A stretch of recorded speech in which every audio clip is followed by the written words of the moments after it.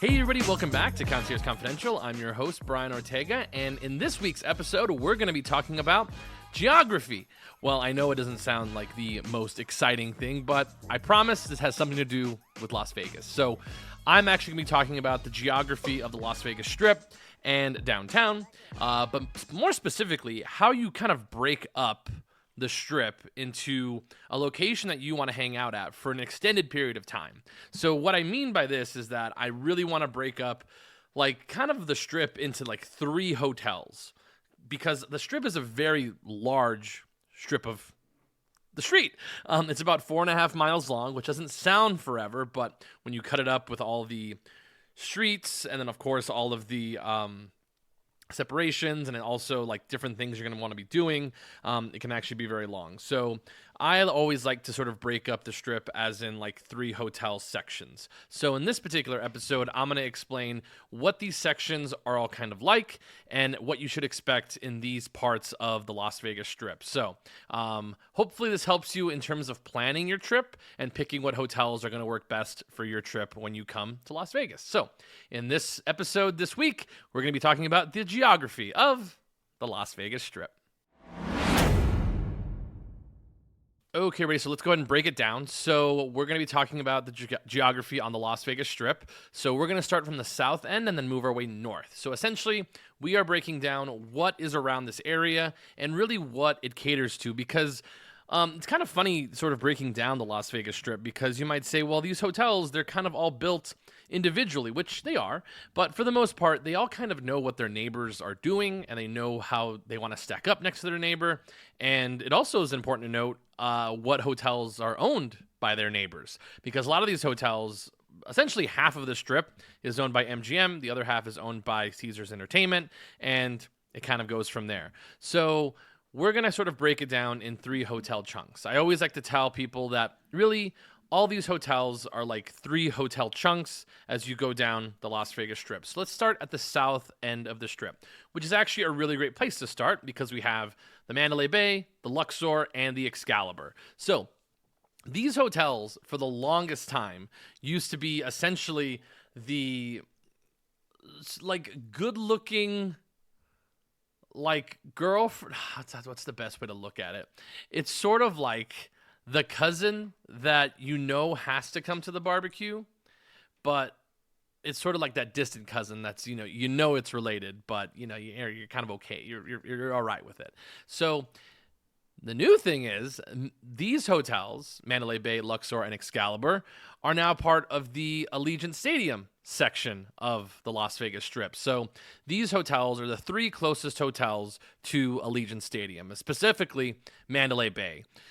Allegiant Stadium and the Raiders have really helped this section of the Las Vegas Strip by making it sort of like the stadium district.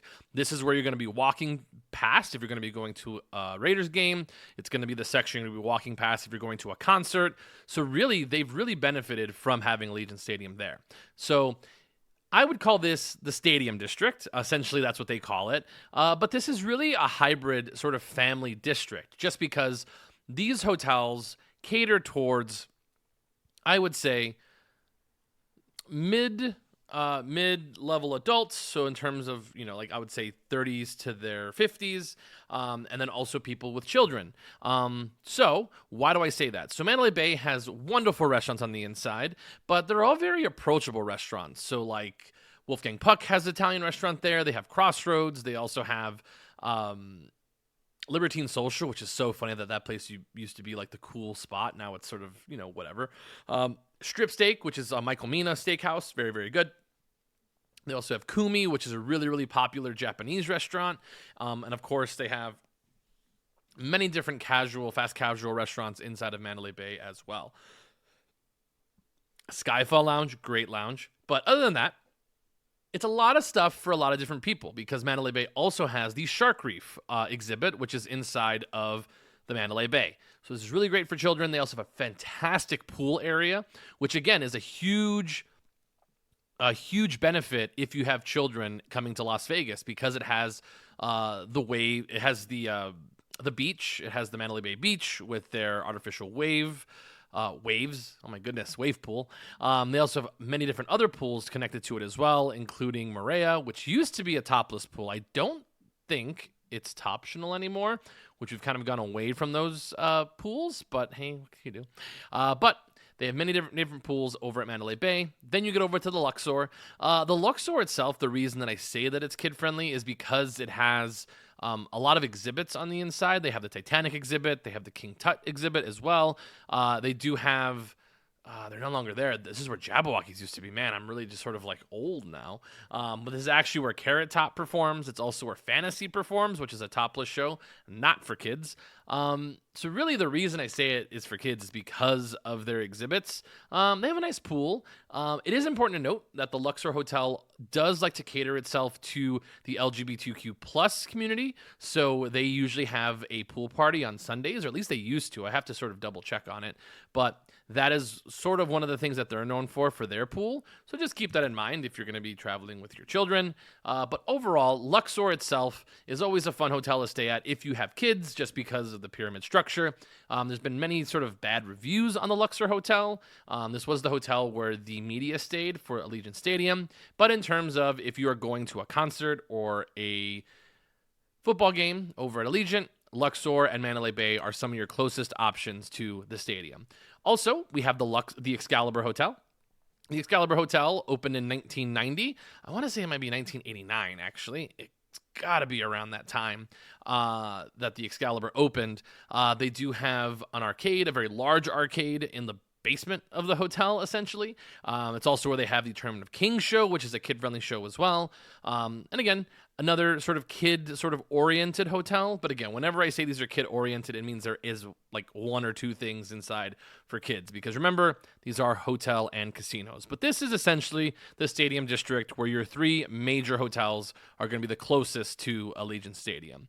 Also, all three of these hotels are connected through monorail and, of course, bridges that connect all three of these hotels as well. So essentially, if you are staying at any three of these hotels, this will be the section that you hang out the most. These tend to sort of fluctuate in prices the most. Mandalay Bay tends to be the most expensive because it is the most like 4-star friendly. They also have a Four Seasons on the top of the Mandalay Bay, and then it usually has a larger room types, larger room types. The Luxor Hotel, they have different room types, but essentially they kind of all look the same. Excalibur, it's probably going to be your most affordable choice of these three options, with one of the better locations in terms of being more towards the center of the strip. So that's important to keep note of for that. So it's important to note the Tropicana will no longer be here by the time this recording comes out. I believe they'll have 1 day left before they are closed. I did check it out. It was beautiful, at least on the inside, at least the very nice stained glass above the casino area.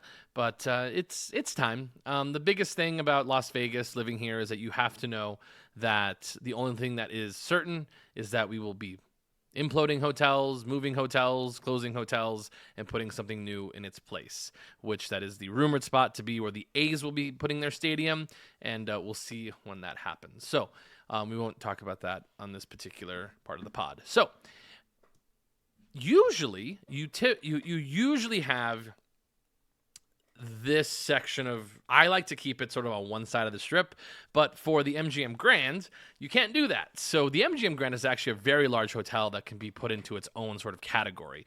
It was the largest hotel in the entire world for over 20 years. It has 5,462 hotel rooms, including the MGM Signature, which is really funny because it's actually like a couple streets down from the MGM Grand. But we'll put these three hotels together. So MGM Grand, New York, and the Park MGM. So this is sort of like the MGM Triumphant, if you will. So all three of these hotels are actually owned by MGM Grand. So MGM Grand itself, I would say, is going to give you the most diverse options. Does it have a lot of options for children? I wouldn't say so. They do have a very large pool, which people tend to love because the pool is so large. It's really only rivaled by the pool over at the Mandalay Bay with their wave pool. MGM Grand also has one of the only remaining lazy rivers, so people tend to like to take their kids to that property as well. This will also have the largest room selection, just because one, they have so many rooms, they have a lot of room types. Just note, if you ever do stay at the MGM Grand, you do not want to stay in the West Wing. The West Wing is the oldest part of the hotel. It's part of the hotel that used to be called the Marina, which some of those rooms actually do not have windows. So if you're one of those people that just says, hey, I'm gonna use the hotel room to sleep in, and that's the only thing, sure, go ahead and book a West Wing room, but they are extremely small. They're essentially studio apartments, to be honest with you. So they're quite small, probably the size of the New York, which is what we'll be talking about next. But the MGM Grand, they're going to have a very diverse selection of food. They have Craft Steak, which is one of my favorite steakhouses. They have Morimoto, which is a very high-end Japanese restaurant done by Chef Morimoto. They also have Lucchini, which is an Italian restaurant. Pretty straightforward, actually. This is a really good place if you want to take a family, just because they will have lots of options, family style. They also have a speakeasy in the back of their pizzeria, so keep an eye out for that. That's Cesbipi. You can always check that out on my Instagram page, which is Concierge Confidential _LV, or on TikTok, which is at Keys to Vegas, if you want to check out and see what the entrance to Lucchini's Cesbipi looks like. They also have, I believe, a Jonas Brothers restaurant, which actually has live music. I walked by there the other day when I was going to the monorail, and that was actually very intriguing. So I might try that out sometime soon, but I do love live music in my restaurants, so I do really enjoy that. But again, they also have Wolfgang Puck's Bar and Grill, which is a very straightforward bar and grill restaurant. It's been there forever. They also have one of the only 3 Michelin star restaurants in Las Vegas. It's called Joe Robuchon, and that is actually from Joe Robuchon himself. He's now passed away, but Joe Robuchon, and they also have L'Atelier, which L'Atelier is a very wonderful experience if you can't get into Joe Robuchon itself, which is a 3-star Michelin restaurant. They do have over at L'Atelier, they have 1 Michelin star, which is going to be more sort of table side as well. So it's sort of like a bar top. But part of it is actually you are kind of in the kitchen with them making it, which is very cool. So very much a very wide spectrum of different cuisines and types of food to eat. They also have Ka, which is a Cirque du Soleil show, one of the remaining Cirque du Soleil shows that I think is still worth going and seeing. Again, really good for adults, really good for kids, a very, very diverse round of things you can get at MGM Grand. Why do I know so much about MGM Grand? That is where I used to be a concierge at. So, quite fantastic, sort of bringing back memories. They also have nice lounges. I would say their lounge game is probably not my favorite. I'm not a big fan of the lounges over at MGM Grand, just because they don't have what I'm looking for, essentially, that other places do. So I don't really enjoy their lounges. They also have Hakkasan, which is one of the major nightclubs in Las Vegas, and Wet Republic, which is one of the major day clubs. They're both owned by Hakkasan Group, naturally.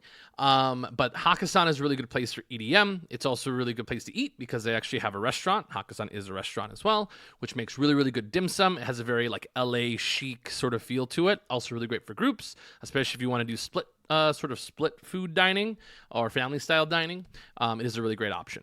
But that is MGM Grand. So now let's cross over to the street, over to New York. Essentially, these are very close together in terms of, if you just use the bridge. The New York is one of the smallest hotels in the Strip. It has 2,900 hotel rooms. Actually, it might have 2,700. It's 2,700 or 2,900. I always sort of forget in that $200 space. But New York is actually a really good hotel for kids as well. They do have a very large arcade, including one of the only roller coasters left on the Las Vegas Strip, the only one that goes outside. The rooms have actually been renovated. This is actually where we stayed when we stayed for the Super Bowl, and the rooms were actually redone. They actually offer really, really good views of the Las Vegas Strip, so would highly recommend the New York. They actually very, very clean from my point of view, but also you're kind of in the center of the action at the New York because you're on this side of the street. You are very close to MGM Grand. You can walk over to Park MGM and then get yourself going from there. But New York also good selection of restaurants, a lot of places inside of their sort of like their Greenwich Village area, which is really, really fun and very kitschy, a very like 1990s Vegas. They do have a pizza place. They have a hot dog place. They also have like a deli. They have the dueling piano bar, which to me is like super cheesy, but some people love it. It's a really great time, especially if you're with a group. They also have Nine Fine Irishmen, which is a great Irish pub that also looks out. They do have a place that actually has really good selection of TVs right next to the sports book, one of the worst sports books in all of Las Vegas. My dad has been gambling for sports for years and years and years, and year after year after year, it never amazes us that New York has the absolute worst sports book on the Las Vegas Strip. So the cool thing about New York, it's a prime location for the T-Mobile Arena, which T-Mobile Arena is located essentially in the outdoor parking lot of where the New York's outdoor parking lot used to be. It was just a big empty space, and now it's a big giant arena with Toshiba Plaza and all that good stuff. So New York, MGM Grand and Park MGM are prime places to stay if you're going to be going to a concert at T-Mobile Arena.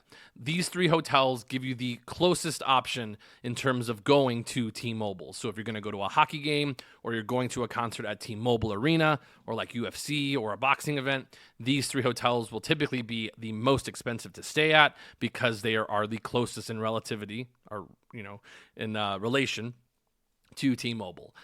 So you get what you're going for. New York also has a really great outdoor space on two sides of the hotel. The one that looks right on Las Vegas Boulevard, where they have a bunch of restaurants that look out.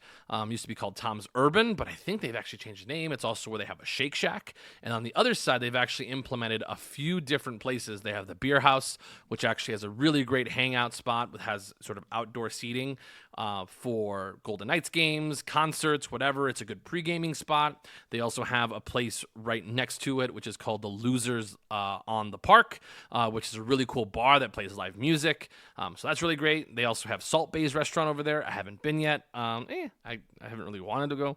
But this is a really good spot, especially if you want to hang out, especially if you're here for New Year's Eve. It's a really good place to sit and sort of hang out until you're ready to see the fireworks, which typically the fireworks will go off of the MGM Grand and the Aria hotels. So that's a good sort of note to remember for New Year's Eve in a couple of months. But New York overall, really, really great property. I think it's actually one of the better affordable hotels to stay at on the Las Vegas Strip, and it's right next to Park MGM, which is also where we have the Dolby Theater. The Dolby Theater is also where you're going to get a lot of concerts. That's where Jason Aldean used to perform. Typically, those are performers who will be coming in and out of the city, usually not ones that are here like in a residency. Although you do have residencies there. You do have Bruno Mars performs there, as well as Lady Gaga, where she does her jazz shows. She no longer does the pop shows, only the jazz shows. I think the pop shows are kind of a lot for her, especially, doing both of them at the same time. So Park MGM, really clean restaurant. This is sort of the third of the triumvirate of this corner. This was sort of a tough corner to talk about just because you do have the Aria, which is actually connected to the Park MGM. But Park MGM, to me, is actually one of the best affordable hotels to stay at. The rooms aren't going to knock your socks off. They're very, very generic, but they have been redone at least a couple years ago. And it does give you a good location to the Las Vegas Strip because you're very much within walking distance of a lot of things in that area, like the Aria, MGM Grand. You can walk over to the Brewdog, which is actually a really cool brewery that is across the street that overlooks the Las Vegas Strip, the Hard Rock Cafe, which is across the street as well. But at Park MGM, it's kind of a sneaky good restaurant property. You do have Bvet's, which is a very, very good Chicago-style steakhouse. And then they also have Italy, which is going to give you many, many options in terms of fast casual Italian cuisine. They also have the Chef Truck, which I always tell people about. If you want to see what the Chef Truck is like, check the Instagram, Concierge Confidential _LV. But I really like it. They also have the Nomad Bar, which is probably one of my top 3 favorite cocktail bars in all of Las Vegas inside the Park MGM. So this property is actually really good for adults. I wouldn't say it's good for kids, but in relation to other things, you can do stuff for kids, but I wouldn't recommend this as a kid's property. I would definitely say this is a hotel you want to stay at if you're on a budget, like for a bachelor party, a bachelorette party, and you want a nice place to stay but isn't going to break the bank. I think the Park MGM is really good. And the pools themselves, the pools are going to be very much leaning towards middle-aged adults, so I would say in their 30s to 50s. I think this is going to sort of hit your stride. It might be a little bit more, little bit too chill for some 30-year-olds, but just depending on what kind of 30-year-old you are, this might be the spot. But that is Park MGM, which is sort of that, I would say, I'm on a budget, but I want to stay in a nice hotel corner of the Strip. So as we continue our trek north up Las Vegas Boulevard, we are now at the Aria, Cosmopolitan, and let's just say the Bellagio Hotel. We'll keep these all sort of in one section because this is the way that I believe of the Las Vegas Strip looking. So the cool thing about the Aria, Cosmopolitan, and the Bellagio is that they are all now owned by MGM Resorts. So they've actually added a bridge that connects Bellagio and Cosmopolitan in the back of the hotel, which, funny enough, takes about the same amount of time it is to walk from the Cosmopolitan in front of the hotel to the Bellagio. But let's start with the Aria. The Aria Hotel, this is sort of the gold part of the Strip. Aria, Cosmo, Bellagio. To me, this is the diamond part of Las Vegas Boulevard. This is the most expensive selection of hotels in this part of the Strip. I'll also throw in the Waldorf Astoria and the Vdara Hotel. The Aria Hotel is part of the City Center complex, which was supposed to be a complex where you live and worked. They also have the Veer Towers and the Crystal Shopping Center. We weren't really talking much about those today, just because the Veer Towers are condominiums. That doesn't really help anybody visiting, but they do have the Crystal Shopping Mall, which is a really, really high-end shopping mall for those of you looking for high-end shopping like Louis Vuitton. It is the largest Louis Vuitton store in the Western Hemisphere, which means North America and all the rest of the Americas. It's huge. They also have Prada. They have Gucci. They have Tiffany. Yeah, it's pretty big. I think it's also one of the largest Tiffany stores in North America as well. It is 2 floors. So, anyways, inside of the Crystal Shopping Mall, they do have Mastro's, which Mastro's is a fantastic seafood and steak restaurant. Highly recommended for anybody who really wants a combination of steak and seafood. Really, really good lobster tails, really good really good seafood towers as well. If you trek back from Crystal's into the Aria, which sort of sets back from the Las Vegas Strip, they have Toca Madera, which is a really, really fun, very eclectic, very LA feeling restaurant. They do have fire dancers, I suppose, but it's sort of like Mexico City type cuisine as well. But anyways, let's talk about the Aria. The Aria itself is going to be one of the most expensive hotels to stay at on the Strip. Is it the most extravagant? Debatable. They will have a very exclusive selection of restaurants in here. They have places like Carbone. They have things like what is his name? I forgot his name. Anyway, so we have Carbone. They also have Bardot, which is a really nice French brasserie. They have Easy's Speakeasy for those of you wanting to do that. Their sportsbook's fine. The casino itself is very, very pretty. It's very, very clean. And somebody actually asked me today, like, what's the best smelling hotel on the Strip? Without a doubt, it is Aria. Aria always smells the best. It's also one of the places that has the best poker rooms for any of my poker players out there. But the Aria very much feels like a high-end hotel. It feels very corporate, honestly, to me. The Aria feels the most corporate of all the hotels in the Las Vegas Strip. It feels like it was made for conventions. It feels like it was made to be in commercials. And it feels like people who are kind of basic will stay at the Aria Hotel. But the Aria Hotel itself is very, very nicely oriented in sort of in the location of the Strip, which to me is sort of slightly off center, but close enough to the center of the Strip where it is, gold property. So Aria, really great property, very high end. I would say this is very much going to be on par with places like the Wynn, the Encore, but I would say much more sleek, maybe a little bit younger, sort of millennial style, but very corporate. It has a very corporate feel to it. It kind of feels like a Christopher Nolan hotel, essentially very cool, very sharp corners. And I don't know how to sort of use that sort of analogy, but that's the one we're using today. But anyways, Aria, and then let's continue moving back. They also have Vdara, which Vdara itself does have a bridge now to the Cosmopolitan, sort of set off of the Strip. It's very important to note that the Vdara Hotel itself is a non-casino property, meaning there is no casino on the inside. It is non-smoking. It's actually a very good hotel for people who want to stay with their kids, because it is also an all-suites hotel, so it is a very large property. Very large rooms, not a very large property. It's actually it's the lobby, and then after the lobby, there's a restaurant, and then you got to get out of there because it's all they have in there.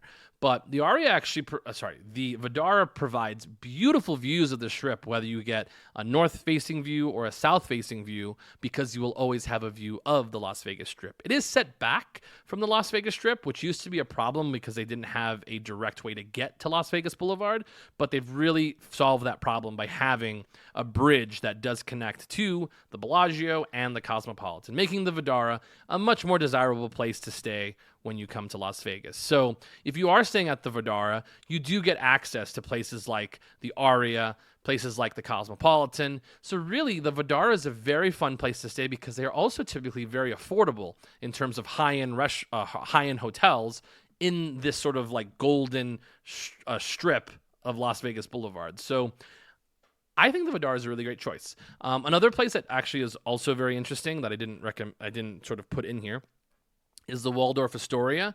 These hotels are all sort of connected in the city center. So when I say connected, it doesn't mean that they all have bridges to each other, but there is a way to walk in between all of these places. The Waldorf Astoria itself has a beautiful it's called Skyview bar, which is a beautiful lounge that overlooks the Las Vegas Strip. It's very shiny, it's very bright. It is a little bit small, so just keep that in mind. They also have, for those of you wondering, high tea over at the Waldorf Astoria. They do have a little tea room where they have the little biscuits and sandwiches, and of course, tea as well. For any British people who need their tea, this is a place that you can do it at. So that is all located in the city center complex, which will now include, as we move back towards the Strip, the Cosmopolitan. The Cosmopolitan essentially is one of the jewels of the Las Vegas Strip. It's also probably the jewel of this sort of diamond center of Las Vegas Boulevard. It is one of the only hotels that has balconies that look north and south, and is one of the better hotels in terms of really marketing itself towards the younger millennial chic audience. They have really fantastic restaurants. They have Scarpetta, which Scarpetta took their tagliatelle off the menu, so I'm a little bit peeved at that. But they did add like a squid ink pasta tagliatelle, which is whatever, fine.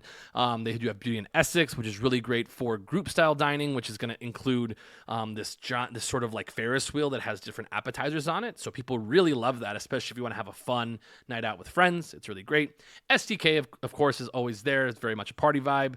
They also have LPM. Haven't tried it yet. It looks very generic, but it's whatever. They also have, is it Kumi? I always forget the name of it. It's not Kumi, though. It might be Kumi, which is actually located at the Cosmo as well. They also have a Jose Andres restaurant called Haleo. So these are very trendy places. It's also, Cosmopolitan has the most speakeasies inside their hotel. They have, if I count them on my finger, 1, 2, 3. They do have 3 speakeasies. So they do have the Ghost Donkey. They also have the ski lodge in the back next to where the buffet used to be. Super Frico. And then they also have the barbershop, which they count as a speakeasy. I don't count it as a speakeasy, but really fun time. My brother went. I finally had a good time at the barbershop. Their bartenders could use a little bit of work. Other than that, though, this hotel definitely has its own personality. It feels very fresh. It feels very high-end, and that's sort of the way they project themselves. They're not the new kid on the block anymore, but they really established themselves as a high-end, chic, modern hotel on the Las Vegas Strip. They have really nice table games. Most of them are about 25 or up. But when they do open their auxiliary part of the casino, which is right next to the barbershop, I have seen them have $15 tables there before. So that was, I believe, on Thursday. So that's kind of nice to know going forward. So that's the Cosmopolitan. One of my favorite hotels, honestly. This place feels like it was marketed for millennials who came into money in the dot-com boom, and now they stay at the Cosmo. It's also very international. You find a lot of British people staying at the Cosmopolitan. But this hotel will give you the greatest selection of places to go from, because as we get to the center of the Strip, you do get to a lot more hotels. If you notice, when we're starting at the south end of the Strip with places like Mandalay Bay, Excalibur, Luxor, you're kind of walking in between those 3. But with the Cosmopolitan, you can do so much exploring. You can walk over the Bellagio, Planet Hollywood, the Paris, the Horseshoe. and never have to cross a major intersection at that point. So that's really, really important to note when planning where you're going to be staying at, is that's what you get when you stay at places like Cosmopolitan, and of course, to the next hotel we're going to, the Bellagio. The Bellagio, to me, is the jewel of the Las Vegas Strip. To me, it is the absolute center of Las Vegas Boulevard. It will give you the most options in terms of restaurants that you can go to, properties you can visit, because it is in the center of the Strip. There are bridges that sort of bridge out from wherever you go and make it easy to navigate the Bellagio. By the way, the Bellagio is the last stop for the tram, the free tram that connects Bellagio, the Aria, and Park MGM. So the Bellagio itself will give you fabulous views of the Las Vegas Strip if you get a spot on the fountain side, so the Strip side of the hotel. They also have their spa suite. If you are staying at the Bellagio, it's important to note that you want to stay in the main tower, not the spa tower. The spa tower is going to be the furthest away from the casino floor. It is the addition building to the hotel, and it's fine. It's like the newest part of the hotel, but it is not the one closest or going to give you a view of the fountain. So again, if you want to watch the fountain show or see the Las Vegas Strip in all of its glory, you want to stay on the Strip view inside of the main building, the Bellagio Tower, not the spa tower. But with the Bellagio, you do get a very high-end selection of restaurants. You're going to have places like Le Cirque. You're also going to have Wolfgang Puck's Spago, which has been moved from Caesars over to Bellagio. They also have the May 1st Supper Club, one of my favorite places. You guys have heard me talk about it many, many times with live music. They also have their brand new Bruno Mars Pinky Ring Lounge, which is really, really fantastic. It's really fun for anybody who's trying to party and get down, you know what I mean? So that's a really good spot as well. But this part of the Strip is probably going to be the most vibrant in terms of where you can go, visit, and travel to. What's nice about the the Bellagio, it does have a bridge that connects to Caesar's Palace, which that'll be coming up in a little bit. So to me, the Bellagio, including all the hotels at the city center, and of course the Cosmopolitan, which is now included in that as well, is the jewel of the Las Vegas Strip. It is the golden part of Las Vegas Boulevard. And if you stay at any one of these hotels, I keep saying restaurants, any one of these hotels, it's going to give you the greatest selection of, it's going to give you the most varied choice of places you can visit when you're here on the Las Vegas Strip. So we're going to go ahead and take a little break, and then when we come back, we're going to jump on the other side of the Strip, which does have a funny name that I'm going to give it for the other side of Las Vegas Boulevard. So that'll be coming up on the other side of this break. Okay, ready? So we are back. So this is the other side of the pod. So we're going to be jumping on the other side of the Strip now. So the Bellagio is actually located on the west side of Las Vegas Boulevard. We're going to be jumping on the east side of Las Vegas Boulevard. These are the Caesars-owned properties. So this is the connection, or the connection. This is the sort of triple triumvirate. This is the triumvirate. Triumvirate is only one word. Triumvirate means three, for those of you wondering what that meant. So we're going to be talking about the Horseshoe, the Paris, and the Planet Hollywood. This is definitely balling on a budget part of the Las Vegas Strip because it has a great location in terms of where it is on Las Vegas Boulevard. It is in the center, directly across from the Bellagio Hotel, but these hotels definitely aren't going to have the sort of sparkle that places like the Bellagio, Aria, Cosmopolitan have, but they're in a fantastic location. That's essentially more than half of the battle because, again, remember, you're only staying in the hotel to sleep, right? So we have Planet Hollywood, Paris, and the Horseshoe. So the Planet Hollywood, pretty large hotel on the inside because they have the mall aspect of it. Is it a kid-friendly hotel? I wouldn't say so. As we get further away from the edges of the Strip, you get to be a lot more adult. When you get to the edges of the Strip, places like Circus, places like Mandalay Bay, tend to be a little bit more kid-friendly. But the Planet Hollywood does have a mall connected to it, which is very nice. I always recommend the Miracle Mile shops for any last-minute shopping, for example, like a belt or some pants or a dress shirt. This is a good place to go because they have, outside of the Fashion Show Mall, the most normal selection of shops on the inside. So that would be over at Planet Hollywood. They do also have a P.F. Chang's inside of it. So for those of you wanting to sound exotic, even though we all know that P.F. Chang's is a chain, It's located inside the Planet Hollywood. They also have the Sugar Factory here as well. They have they have Buffalo Wild Wings. They have one of the most fantastic Taco Bell's, which is a Taco Bell cantina, which does serve alcoholic beverages on the inside. So that's what separates this Taco Bell from other Taco Bells, sponsored by Devontae Adams. But that is located at Planet Hollywood. It's also where they have another theater, which changed names, so I don't remember it off the top of my head. But that's inside of Planet Hollywood as well. Then you have the Paris Hotel. The Paris Hotel is directly across from the Bellagio, which actually offers a pretty diverse selection of foods. They do have Martha Stewart's restaurant, which is called something Connecticut, but it's Martha Stewart's restaurant. They also have Gordon Ramsay's Steak, which actually is a pretty high-end steakhouse. It's probably one of his most high-end restaurants other than like outside of Hell's Kitchen, but it's actually much easier to get into Gordon Ramsay's Steak than it is to Hell's Kitchen itself. They also have a lot of restaurants on the outside. Mon Ami Gabi comes to mind. Mon Ami Gabi does sit across from from the Bellagio fountains, so people like to sit outside, have brunch, maybe even dinner. There's also the Beer Park, which is actually set on the second floor at the Paris Hotel, which gives you beautiful views of the Las Vegas Strip. Highly recommend the Beer Park. I did review that on one of my videos, so make sure you check that out on our Instagram page, Concierge Confidential _LV, or TikTok at Keys to Vegas, for all of those videos. But yeah, Paris itself, the rooms are actually quite nice. They're actually expanding. They're actually taking over one of the Bally's old towers, which will become part of the Paris complex. So as we talked about that, let's go over to the Horseshoe. The Horseshoe itself is going to be very much in transition of going from the Bally's Hotel to the Horseshoe. One of the biggest things that people like about the Horseshoe is the front. Is the Grand Bazaar shops, where they have many, many different places to eat, drink, shop. It's interesting. I've actually been to Turkey where their bazaars were, and those bazaars were actually it sounds funny. We're way nicer than the bazaar over here at Horseshoe. Much cleaner, much better. The ones here, it's kind of a mishmash of different things. I mean, some people love them. Like they have like Dirt Dog and all these crazy like hot dog places. It's not my cup of tea, but one of the major things that was added to it was Ole Red, which is actually a 4-story honky-tonk bar owned by Mr. Blake Shelton, and has become a very, very popular spot for live music.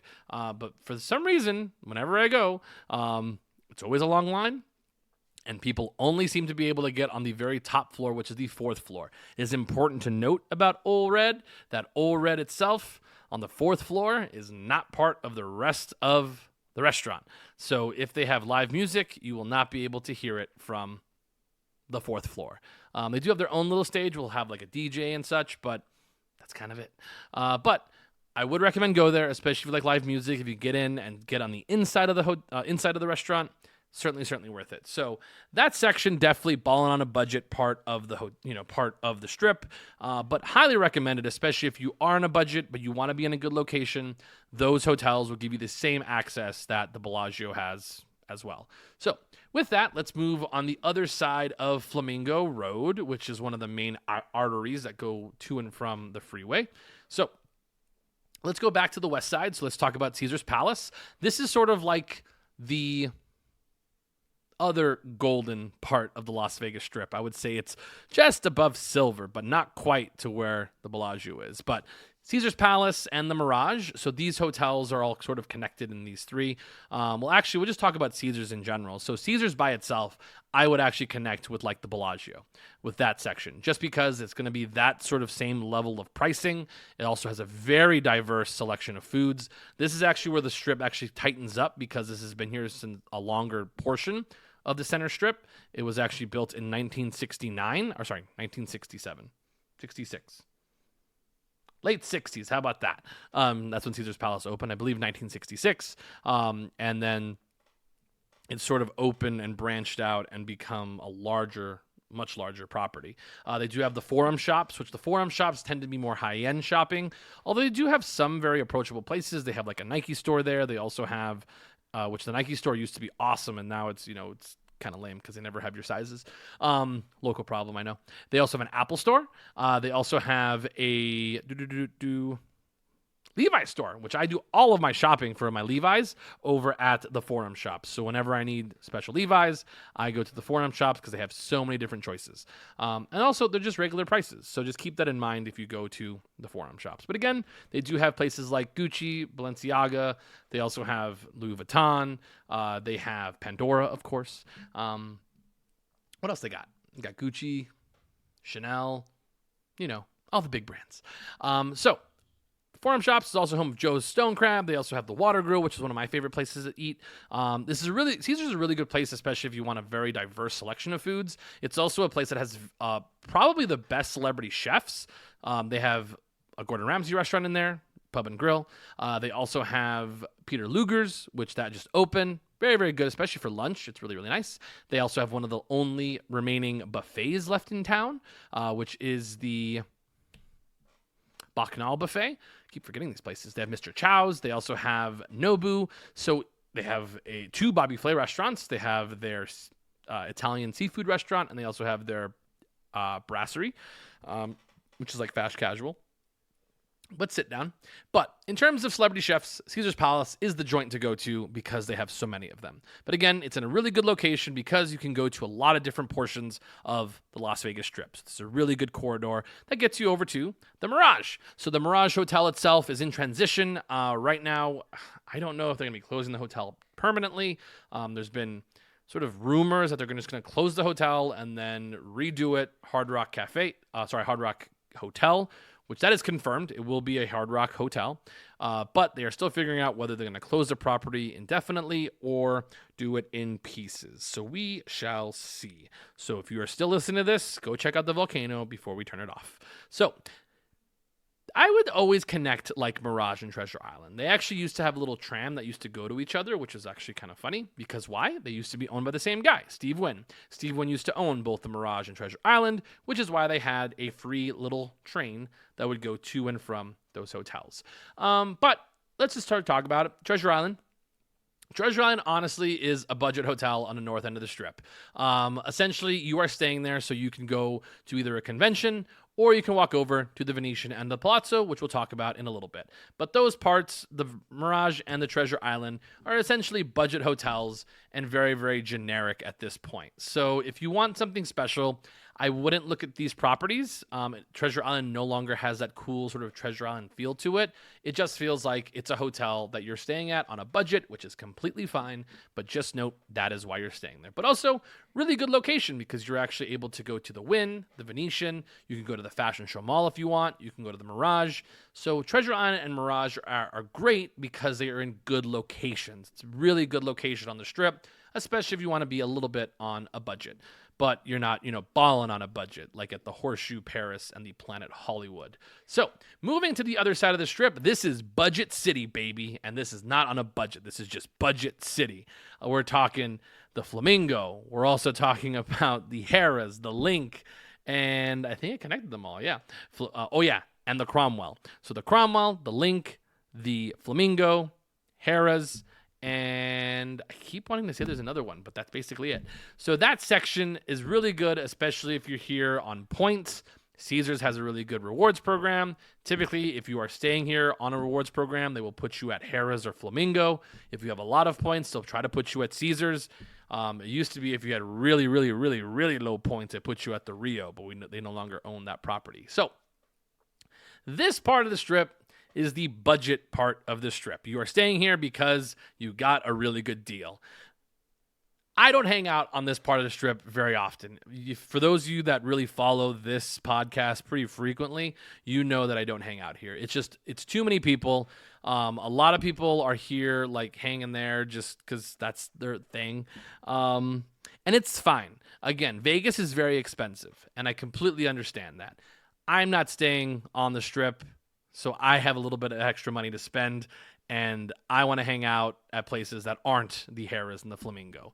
The thing that has it going for them, though, is that they have a really good location. You're able to go to Caesar's Palace, to Bellagio, to Planet Hollywood, all from this space, but it gets very, very tight walking in this section of the Strip. I also don't recommend you bring your kids to this stretch of the Las Vegas Boulevard, because this is where you do get a lot of You do get a lot of street performers, a lot of the showgirls, which the showgirls who show the least amount of clothing tend to be on this corridor as well. The only reason to walk in this little section, if you have children, and again, not everybody has kids who listen to this podcast, but is the Link Promenade, which is absolutely phenomenal. One of the main reasons that you should be walking in this area is to get to the Link Promenade, which you have to get there. So the Link Promenade is actually going to connect you all the way to the high roller, the big Ferris wheel. So this is the section, the Link Promenade, which is fantastic for children because it is actually made for kids for the most part. There is no casino along that route other than, the casinos that connect it. For example, the Flamingo and the Link. It's also where they have O'Shea's, which is inside of the Link Hotel as well. But along the Link Promenade is going to be where you're going to get a lot of outdoor seating, a lot of great outdoor restaurants. It's really great for dates if you want to go out on a date or something. They have a Tilted Kilt for those of you that want a sports bar. They have the American bar, which is really fun, very much during summertime. It's really, really popular. They also have a barbecue restaurant down there. This is also where you'll find the only In-N-Out on Las Vegas Boulevard is on the Link Promenade. They also have Flour and Barley, which is a really great Italian restaurant that serves really fantastic pizzas. They also have the High Roller at the very far end, and of course the zip line that goes from one end of the Link Promenade all the way down to the other end. It's also where they have a Yard House, which is also very, very popular. So you do get a lot of chain restaurants along the Link Promenade, but definitely worth it if you are here with a family, a large group. This is a really good spot because they are really good at taking large groups because they have outdoor seating to put you at. So Link Promenade, absolutely fantastic. If you are going to be making that a big part of your trip, the Link Promenade, then definitely stay in this area, the Link and of course the Flamingo areas. But again, this is a section that you should understand is very much on a budget. You're going to get a lot more of an older feel of these hotels. They've been here for a very long time. Flamingo's been here since 46. Then you also have Harrah's, which has been here since the 80s. Then you're going to have the Link, which used to be Imperial Palace, which has been here since the 80s as well. This is also where Showboat used to be. But this area is definitely more of a budget-friendly property. It's also where you have I always forget the name of it. It's a steakhouse. Jeez. They're drawing a blank on these guys. What is the name of that place? I'll have to come up with it later. So, as we move north, let's keep moving, everybody, because this pod's already over our normal time. We're already at 48 minutes. This is going to be a supersized pod for your Monday. So I kind of hit the 30 mark, and I said, man, I've only gotten to Bellagio, so I definitely had to make this a much longer pod than usual. So I understand if you want to break them in two.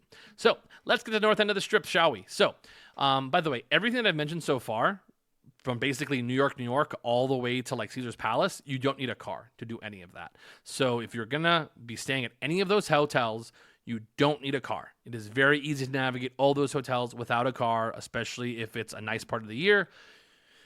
You don't have to worry about it being too hot outside, which is very nice. So let's move to the north end of the strip. Let's get to the Venetian and the Palazzo. These hotels essentially are the start of the luxury aspect or luxury north end of the strip. This is sort of the diamond of the north end of Las Vegas Boulevard. This is certainly going to be a place where you are going to be able to travel and navigate, and I would highly recommend it, especially if you're staying at places like the Wynn and the Encore. It's very expensive to stay there the entire weekend because of the restaurant offerings, so it's a really good place to walk over and check out the Venetian Palazzo, which are two very large properties, and vice versa. If you get tired of stuff at the Venetian and you want a little taste of the finer things in life, you can walk over to the Wynn and the Encore and get just that. But the Venetian and the Palazzo, two properties connected on the inside. They're actually combined into one very large property.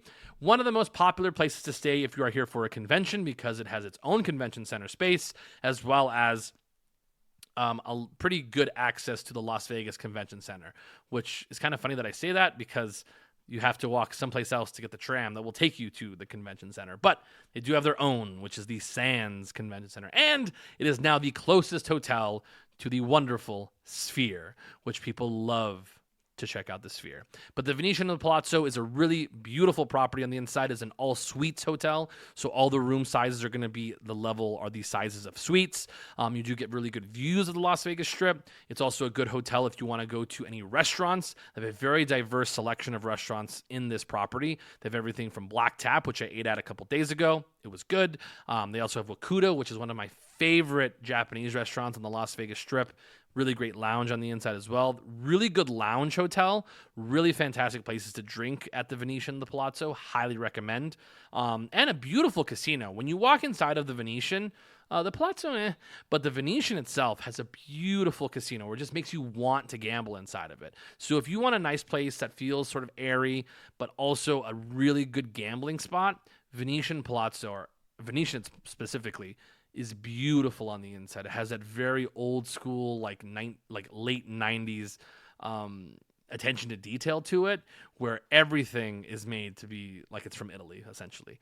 Palazzo's casino is fine. It's more airy, which is nice, but doesn't have the same sort of like panache that Venetian does. But these two properties boast many, many restaurants. So if you are a foodie, I highly recommend Venetian and Palazzo, and you'll never have to leave the property. They have Mediterranean, they have steak like Delmonico, they have Ha Salong, which is sort of Mediterranean cuisine as well, with a performance. Really, really great place to stay for foodies. If you are a foodie, highly recommend Venetian and the Palazzo, and beautiful luxury. So moving north to the Wynn and the Encore. The Wynn and the Encore are essentially the Wynn and the Encore. This is the diamond part of this sort of corridor. So these hotels essentially were the like edge of where I'd want to be going to, the Wynn and the Encore properties, because once I got to the Wynn, I knew I made it to the end of what I wanted to hang out at. But these properties, very adult. I forgot to mention Venetian and Palazzo. If you're looking for a high-end place to stay with kids, Venetian, Palazzo are really two great properties to do that at. So those hotels like Venetian, you're able to walk over to the Mirage, Treasure Island to do anything in there. They don't have too many kid things to do, but Venetian and Palazzo, they have a few things to do inside of the Grand Canal shops, which is a really good choice. So, Wynn and Encore, luxury, luxury, luxury. Stay here if you can afford it. It is definitely worth it. It's plush. It feels very luxe. Highly recommend the Wynn if you want to have a nice getaway with your wife or your partner or whatever. The Wynn is a really good place. They have fantastic restaurants. Most of the restaurants can be quite pricey, so just keep that in mind. A couple places that I like to recommend, Red 8, which is the Chinese restaurant, is one of my favorite places to eat at the Wynn. If I never know what I want to eat there, I always know I can go to that spot just because they don't require reservations, which is great for a single person, and I really, really enjoy it. They also have Delilah's, which is one of my favorite hangouts. Shout out Dylan, the bartender at Delilah's. He's absolutely fantastic. Go check him out. But the Wynn itself is also where you get some of the best nightlife. So you're going to get Excess Nightclub. They also have Encore Beach Club, which was really the top beach club. It still really is one of the top pools or pool parties on the Las Vegas Strip. Encore is essentially an extension of the Wynn. You're going to get very much the same level of service, same level of care that you got at the Wynn over at the Encore, which is a little different than how the Venetian and Palazzo operate. But Encore itself is going to be a really great place where they have a dueling piano bar, great poker room, and of course they have Casa Playa, which is a really, really popular seafood restaurant. Mexican coastal cuisine is what it's called. So that's at Encore Hotel.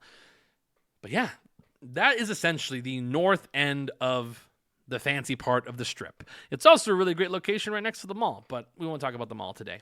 So we will talk about the other two properties that are on the north end of the Strip that you should take a look at.